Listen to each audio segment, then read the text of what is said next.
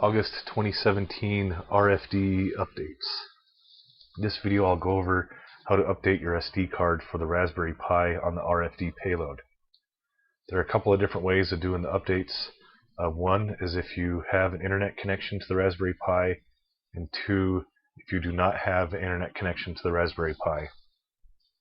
Both of these methods will require a monitor and a keyboard to hook up to the Raspberry Pi, and I will be doing these in two separate videos. This video I'll go over how to do the updates with an internet connection, and I'll do a separate video on how to do the updates without an internet connection, where we'll be flashing the SD card with the new image. So most of the information can be found at eclipse.montana.edu on the Eclipse ballooning page, under Team Resources and System Resources. And here you'll find the updates for August and June. So this SD card that I'm starting with is the same SD card that was made from the RFD update back in June. So back in June we had this image that we flashed the SD cards with. If you are not starting with the June update or did not do the June update, I recommend that you watch the video on how to do an update without an internet connection, and that is where we will be flashing the SD card with the new August 2017 image. The August information will be found under August 3rd final updates. I'm making this video before those updates were released. I'm guessing this is a typo and that the August updates, the image in this video will be found here under RFD payload August updates and not July. So I'm going to be using PuTTY for this so that my screen capture software, I can grab what I'm doing on the Raspberry Pi. For this you will just put your SD card in the Raspberry Pi, hook it up to a monitor and a keyboard, and power up the Pi. And once the Pi is started, go ahead and log in.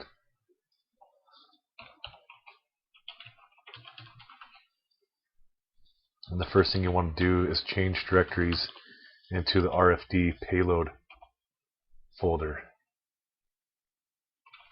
Inside this folder you'll see the still images and command relay USB radio.py file.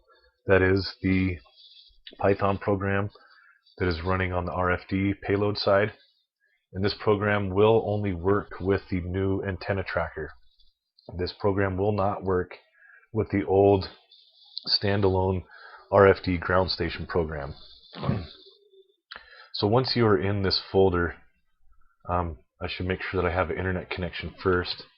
So I'm just going to ping Google's DNS server. I do have an internet connection. And you'll do a sudo git pull. And this will grab the updates from GitHub. Once this is done, you are pretty much ready to go. Updates are complete. But just a couple of things just to double check that everything is ready for your flight. Just make sure you are on the MNPy branch. So you want to type in git branch. It'll give you a list of the branches and have an asterisk next to the current branch. MNPy is the branch that we want. So I'm just going to switch to another branch. Let's just say for some reason when you do a git branch it is not on MNPy, or you do a ls and you do not see the still images and command relay USB radio program and you see this instead, you are not in the right branch. I want to type in git checkout MNPy. And now if you do a ls, you'll see that you have the still images and command relay USB radio.py program in there. This is what you want. One other thing to check is make sure that your cron tab is set up properly. So sudo cron tab -e.